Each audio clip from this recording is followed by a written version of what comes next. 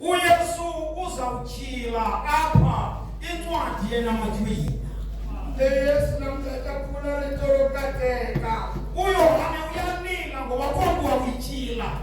Yohane awalila kuba bekhona lophulakalito. Kodwa isithunywa sezulu esomeleyo sithi hayi sikulila Yohane.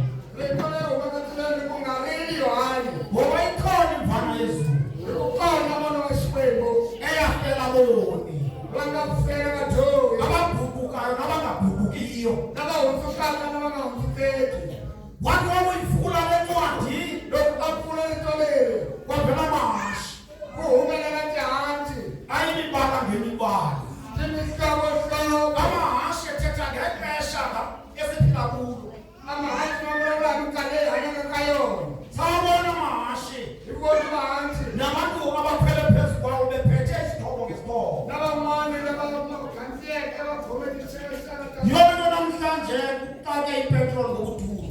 Yona mhaka namhlanje petrol seyadura. Yonke abantu bebulalana Yo mhaka namhlanje abantu badayana. kungenxa yamahashi. Imhaka yetihanti le. Bani bonke igama lenkosi. Awukesosi. Yonke ezikonzweni kungekho xolo. Yona mhaka namhlanje Abantwana bakaThixo bejongene ngesikhondo zamehlo. bantu banasikwebana Ngoba amahashi aphumile amahashi. yokuhanti tuhumile. Nelabafileyo liyawalandela. Lilaba ngafa sabana. Babekade bengabhubha abantu abatsha. Abangafika Kodwa nababa. ngenxa yehashe eliphumileyo Abehanti leyo engahumelela. babhubha kwiindawo zolonwabo. Bahumelela kwindawo yokucakisa. Ngoba ilizwi likaThixo lingumkhuseli. Ikontrasi kwamusilela. Nawe ungabakelanga ilizwi likaThixo akukho kukhuseleka.